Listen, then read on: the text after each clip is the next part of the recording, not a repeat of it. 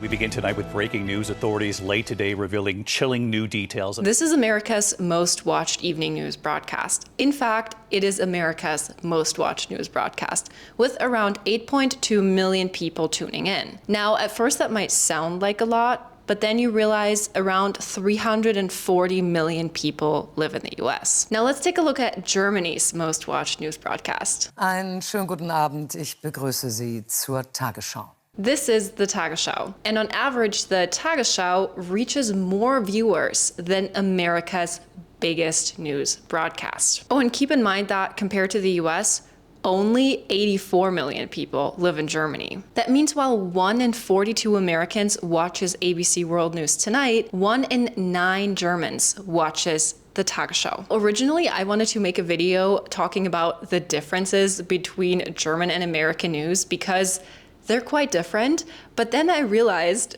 wait, Americans don't really even watch the news anymore. Sus. Instead of just talking about the differences between German and American news, I also wanted to figure out, why do a lot more Germans still watch the news compared to Americans? Where do Americans get their news instead? And also, what does this reveal about the future of news media altogether? So without further ado, let's get into the video. Hi there, my name is Indra. I'm originally from Germany, and over 2 years ago, I moved to the US, where I now live with my American husband, Chandler.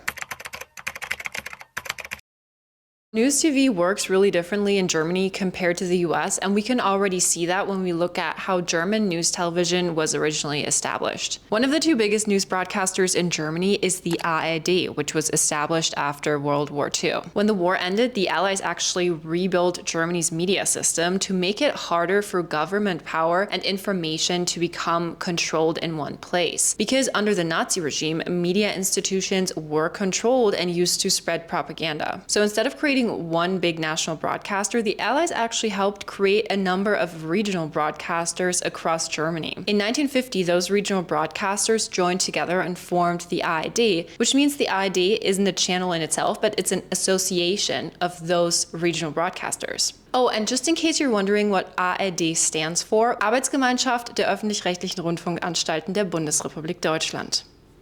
That's also why, when you're watching the Tagesschau, it airs on multiple different channels because it is produced by one of the regional broadcasters, but it is distributed across the ARD network. The ARD is one of the two big public broadcasters in Germany. The other one is the ZDF, and because Germans are known for being so creative, ZDF stands for Second German Television, Zweites Deutsches Fernsehen. Both organizations, the ARD and the ZDF, are public broadcasters. They're supposed to inform and educate the public. Therefore, they're also funded by the public. To this day, every German household, with a few exceptions I'm sure, has to pay a mandatory fee toward the funding of those public broadcasters. Of course, Germany also has a number of private broadcasters, which means they make their money like a regular company. And while most of those channels also develop their own news segments, their primary focus has always been entertainment. So in Germany, the two biggest players when it comes to news television are still the ARD and ZDF. Slay.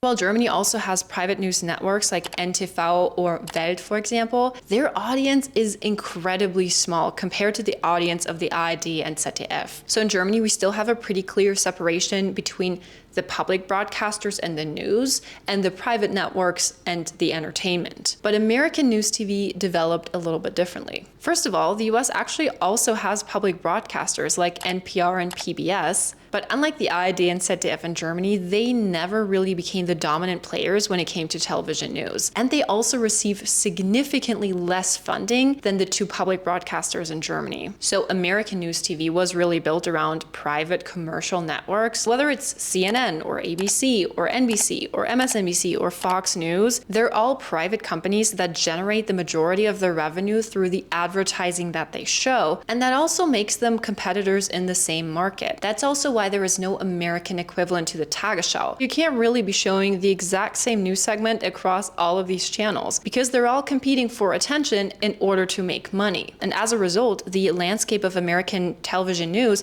is a lot more fragmented than the German one. In the US, the viewers can and have to also choose from a much wider variety of different news shows. And what happens when TV news has to compete for attention in order to make money? Well, let's take a look at how the news is being reported in each country.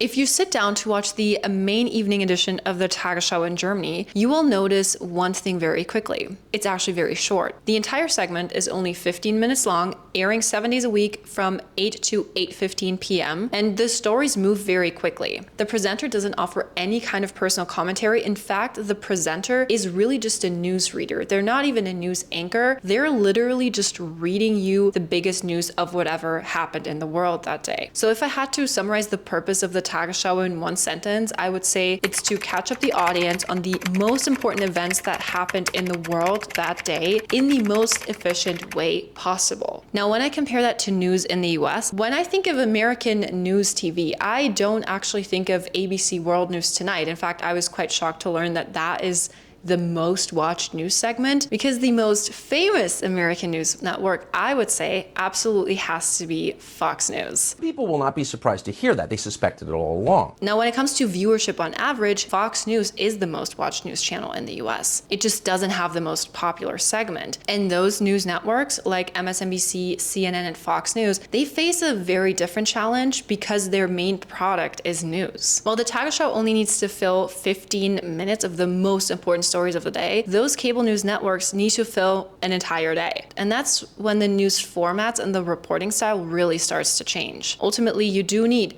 more analysis, more commentary, more opinions, more of whatever it is that keeps the people watching. Rage bait. So that is why the whole news environment in the US often feels a lot more personality driven and also opinion driven. This is also where we get into the real issue of audience fragmentation, because what you will notice is that those different news networks in the US also report quite differently on the exact same events. Donald Trump wins because he told the truth and he listened to the American people. I don't think he cares about really solving problems, except for the most expedient one of not going to jail. Let's let democracy go. Let's put in an all-powerful guy instead, see how it goes. Unfortunately, over time, what starts to happen is people in the US aren't really consuming the same news anymore because they're spread across all of these different channels that are all reporting on the same events differently. Because of the way that American news channels operate, the US has also developed a highly polarized and highly fragmented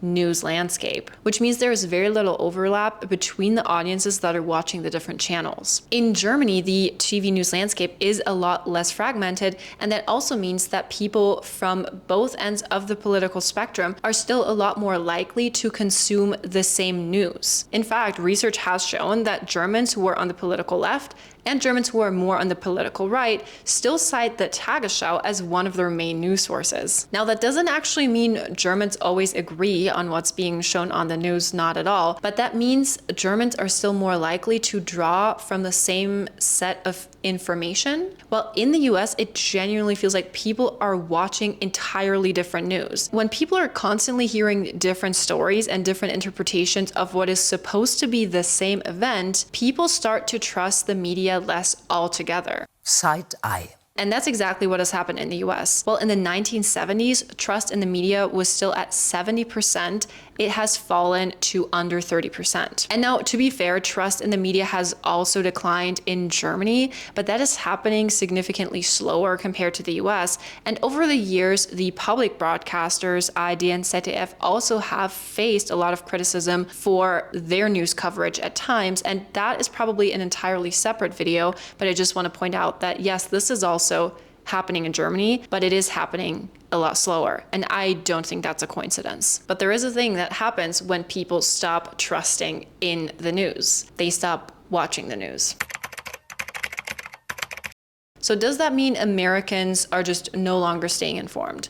No, that just means Americans have started getting their information elsewhere. Because for the first time ever in the US, social media has actually surpassed TV as the source of news. So more Americans now get their news from platforms like X, Facebook, Instagram, TikTok, YouTube, instead of traditional news television. People are getting their news from podcasters, YouTubers, independent commentators, or influencers. Now, I would say that's not purely a negative development because it definitely democratizes the access to news and information, but it does create another problem. Because if you thought that the American TV news landscape had already fragmented audiences, social media and social media commentators are fragmenting audiences into millions. But on top of that, on social media, you're also existing within a highly individualized algorithm. And Germany is moving in the same direction, even though it's happening a lot slower, but younger audiences are also starting to get more and more of their news and information from social media. Now, I will say that the Tagesschau has, in my opinion, done a pretty good job of also showing up on social media. 6-7.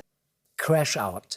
And while the main edition of the Tagesschau is still remaining very factual and objective, not that you can ever be 100% objective, that is, I think, purely impossible because we're human, but they are reporting differently according to the platform that they're showing up on. I do really think that those different developments and how many Germans still watch and also trust the same news source as compared to Americans really shows that German public broadcasting has been very resilient and a lot more resilient than their American counterparts. That doesn't mean German broadcasting hasn't faced its fair share of criticism in recent years, but I do think the greater resilience of public broadcasting in Germany is a combination of the societal expectation of how news should be consumed and presented, and also the institutional commitment through public funding and the fact that news is still seen as a public service and a source of information and not necessarily a source of opinion. What?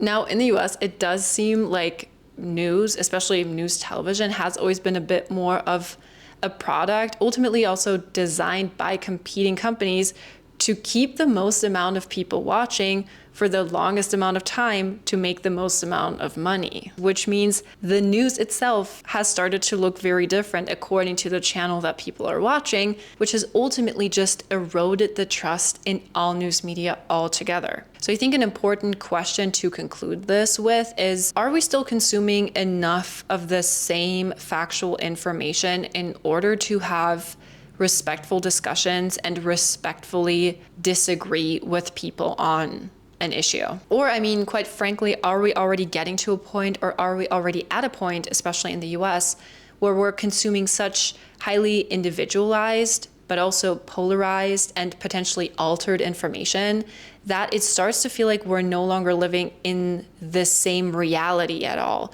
And really, what does that mean for society going forward? I realize this sounds quite dramatic. It's not necessarily a very encouraging note to end on, but it's definitely something I think that is worth thinking about. I would love to know, are you still watching the news? And if not, where are you getting your news from these days? Let me know in the comments. Thank you so much for watching. I hope you enjoyed this video. If you did, don't forget to like, comment, and subscribe to my channel.